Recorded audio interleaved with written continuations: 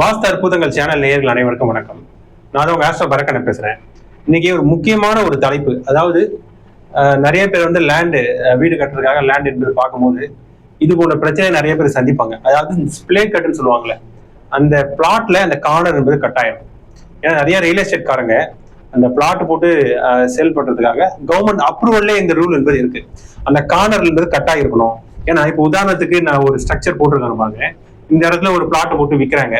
இந்த இடத்துல ஒரு தெரு வருது, இப்படி ஒரு தெரு வருது. இந்த இடத்துல வெஸ்ட்ல ஒரு தெரு, ஈஸ்ட்ல ஒரு தெரு, நார்த் சவுத், ஈஸ்ட் வெஸ்ட், வடக்கு தெற்கு, கிழக்கு மேற்குன்றது நான் தமிழ்லயே சொல்லிக்கிறேன். வடக்கு பக்கமா ஒரு ரோடு, தெற்கு பக்கமா ஒரு ரோடு, கிழக்கு பக்கமா ஒரு ரோடு, மேற்கு பக்கமா ஒரு ரோடு, இப்படி இருக்குன்னு வச்சுங்க. இப்படி வடக்கு பக்கத்துல இருந்து இப்படி வரக்கூடியவங்க, தெற்கு நோக்கி வரக்கூடியவங்க, மேற்குல இருந்து கிழக்கு நோக்கி வரக்கூடியவங்களுக்கு கிளாஷ் ஆகுன்றதுக்காக இந்த பிளாட்ஸ் எல்லாம் இருக்குல்ல, இந்த கார்னர் பிளாட் எல்லாம் கட் பண்ணணும்னு சொல்லி கவர்மெண்ட்ல ரூல் இருக்கு. இப்படி கட்டாயம் இருக்கும் போது என்ன ஏற்படும்னா, இப்படி ஆயிடும். அந்த பிளாட்ன்ற ஸ்ட்ரக்சர் இப்படி ஆயிடும். இது போல பிளாட்லாம் வாங்கலாமா வாங்கக்கூடாது நிறைய பேருக்கு குழப்பங்கள் இருக்கு. தினமும் எண்ணற்ற கன்சல்டேஷன் சார்ந்த விஷயங்கள் கொடுத்துருக்கிறேன். பொதுவாகவே வாஸ்துல எந்த காரணமே கட்டாகக்கூடாது. அதான் ரொம்ப முக்கியமான விஷயம். வளரலாம் கூட, வடகிழக்கு வளரலாம், நார்த் ஈஸ்ட் வந்து வளரலாம், மற்ற பகுதியெல்லாம் வளரக்கூடாது. மேக்சிமம் வளராம சதுர செவ்வகமான அமைப்புல இருந்தா முதல் தரமான ஒரு அமைப்பு. ஏன்னா இது போல ஒரு அமைப்பு ஸ்கொயரா இருக்கு, 1:1 ரேஷியோல இருக்கு, இல்லைன்னா ரெக்டாங்குலரா இருக்கு, 1:2 ரேஷியோல இருக்கு. இது போன்ற பிளாட்ல வந்து பாத்தீங்கன்னா எப்பவுமே எல்லா விஷயமும் பேலன்ஸா இருக்கணும். இந்த வாஸ்துனாலே பஞ்சபூதங்கள் தானே, 5 எலமெண்ட்ஸ் சொல்லுவாங்க. அதாவது நெருப்பு, நிலம், காற்று, நீர், ஆகாயம். எல்லா பிளாட்லயும் இந்த பஞ்சபூத ஆற்றல் என்பது நிரம்பி இருக்கு. இந்த உலகத்துல ஃபுல்லாவே இந்த 5 எலமெண்ட்ஸ் தான். ஆனா இது போல சதுரம் செவகமான ஒரு பிளாட்ஸ்ல இந்த பஞ்சபூத ஆற்றல்கள் இந்த பிளாட்ல அந்த மின்காந்த அதிர்வலைகள் என்பது சரி விகிதத்துல என்பது இருக்கும். அப்படி இருக்கிறதுனால இது போல பிளாட்ல நம்ம வீடு கட்டும் போது நல்ல சிறப்பான ஒரு அமைப்புல என்பது இருக்கு. ஆனா இந்த கார்னர்ஸ் என்பது கட் ஆகுதுன்னு வச்சுக்கிறேன். கார்னர்ஸ் என்பது கட் ஆகும் போது ஏதோ ஒரு பஞ்சபூதங்கள்ல ஏதோ ஒரு பூதத்தின் ஆற்றல் குறையக்கூடிய காரணத்தினால நிறைய விதமான ப்ராப்ளம் என்பது அனுபவிக்கிறாங்க. இதான் ரொம்ப முக்கியமான ஒரு விஷயம். சப்போஸ் இது போல ஒரு ஸ்பிளே கட்டு இந்த 4 பிளாட்ல வந்து 11, 4, 3 நம்பர் 12 நம்பர் பிளாட்ல ஸ்பிளே கட் இருக்குன்னு பாத்தீங்க. ஸ்பிளே கட்னா அந்த கார்னர் கட் ஆயிருக்கிறதா ஸ்பிளே கட்ன்ற சொல்லுவாங்க. இப்ப இந்த இடத்துல பாருங்க, இந்த 3ஆம் நம்பர் பிளாட்டுக்கு பாருங்க, வடகிழக்கு கட் ஆயிருக்கு. இதான் டைரக்ஷன் போட்டிருக்க பாருங்க, வடகிழக்கு கட் ஆயிருக்கு. வடகிழக்குல ஸ்பிளே கட் இருக்குன்னு வச்சுங்க. பொருளாதார ரீதியா பினான்சியலா நிறைய பிரச்சனைகள் போகும். நிறைய வரக்கூடிய பணம் அப்படியே டோட்டலா 50% குறைஞ்சிடும். ஒரு மாசம் ஒரு 1.5 லட்சம் 2 லட்சம் பிசினஸ்ல வருதுன்னு வச்சுங்களேன், அவங்களுக்கு டோட்டலாவே பாதி ஒரு 50,000 60,000 இல்ல 1 லட்சம் வரைக்கும் தான் வரதுக்கான வாய்ப்புகள் என்பது வந்துடும். அது போல வடகிழக்கு வளர்ச்சியை குறிக்கும், பண வரவை குறிக்கக்கூடியது. வடகிழக்குல ஸ்பிளே கட் உள்ள மனையை நீங்க போய் வாங்கிட்டீங்கன்னா பினான்சியல் பிரச்சனைகளை கொடுக்கும்ன்றதை நம்ம புரிஞ்சுக்கணும். இதுவே இந்த 4 நம்பர் பிளாட் பாருங்க, சவுத் ஈஸ்ட் கட் ஆயிருக்கு. இதுதான் டைரக்ஷன். அதாவது தென்கிழக்கு கட்டாயிருக்கு. தென்கிழக்கு கட்டானாலே பெண்களுக்கு உடல்நலம் சம்பந்தப்பட்ட வகையில பிரச்சனை, கர்ப்பப்பை சார்ந்த வகையில பிரச்சனை, நீர்க்கட்டிகள், வயிறு சார்ந்த வகையில பிரச்சனைகள் என்பது கண்டிப்பாக ஏற்படும். சிறுகுடல், பெருகுடல் சம்பந்தப்பட்ட பிரச்சனைகள், பிசிஓடி சார்ந்த பிரச்சனைகள், தைராய்டு சம்பந்தப்பட்ட பிரச்சனை, இது போல விஷயமா பெண்களுக்கு பர்டிகுலரா பாதிக்கும். குடும்பத்துல கணவன் மனைவி உறவுகளை சிக்கல் ஏற்படுத்தும், உடல்நலம் சார்ந்த வகையில பிரச்சனைகள் கொடுத்துரும். இந்த அக்னி மூல தென்கிழக்கு ஸ்பிளே கட் இருந்துச்சுன்னா, இது போல பிளாட் வந்து கம்மியா வருது, இது பிளாட் தான் பேலன்ஸ் இருக்குது, இதுதான் வாங்க வேண்டிய சூழல் இருக்கு சார், வாங்கிட்டேன் அப்படின்னு சொல்லி நிறைய விதமான பிரச்சனையை கண்டிப்பாக அனுபவிப்பாங்க. இதுவே இந்த 11ஆம் நம்பர் பிளாட் பாத்தீங்கன்னா சவுத் வெஸ்ட் கட் ஆயிருக்கு, அதாவது கன்னி மூல கட் ஆயிருக்கு. இந்த இடத்துல ஸ்பிளே கட் இருக்கக்கூடாது. கடன், நோய், எதிரி மூலமாக பிரச்சனைகள் அனுபவிப்பாங்க.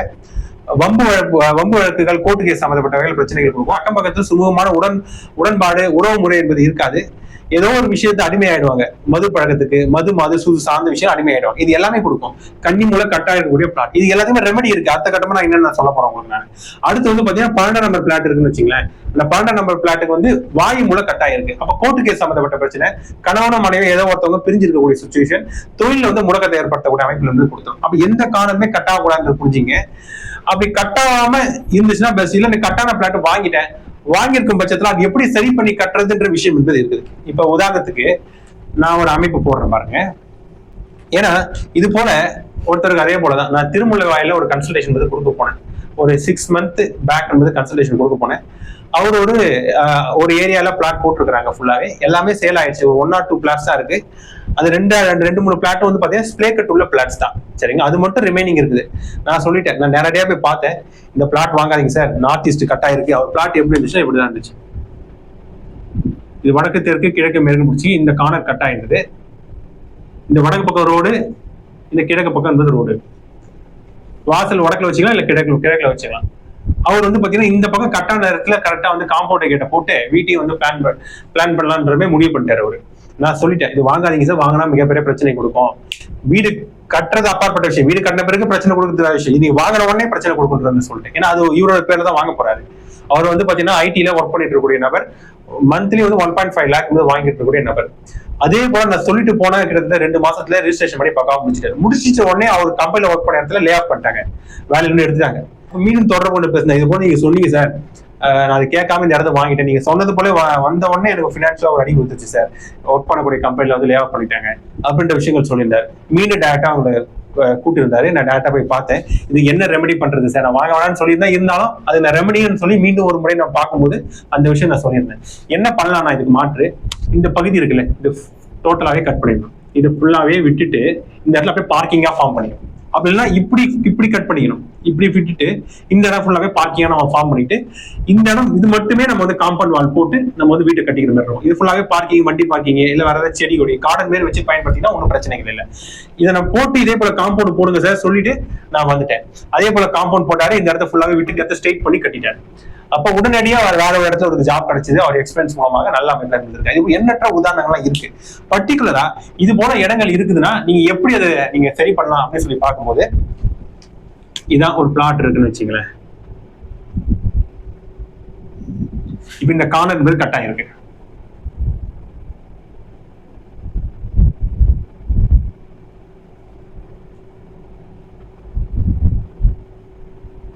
இப்படிதான் இருக்குன்னு வச்சுங்க. நான் ஒரு குத்துமைப்பா போட்டிருக்கேன் பாத்துங்க. வடகிழக்கு இதான் டைரக்ஷன், வடகிழக்கு கட்டாயம் இருக்கு. இதை நம்ம எப்படி சரி பண்ணி கட்டுறது, இந்த மூளை நம்ம வந்து பாயிண்ட் வச்சுக்கணும். இப்படி கட் பண்ணிக்கலாம் ஒண்ணு, இல்ல இப்படி கட் பண்ணிக்கலாம்.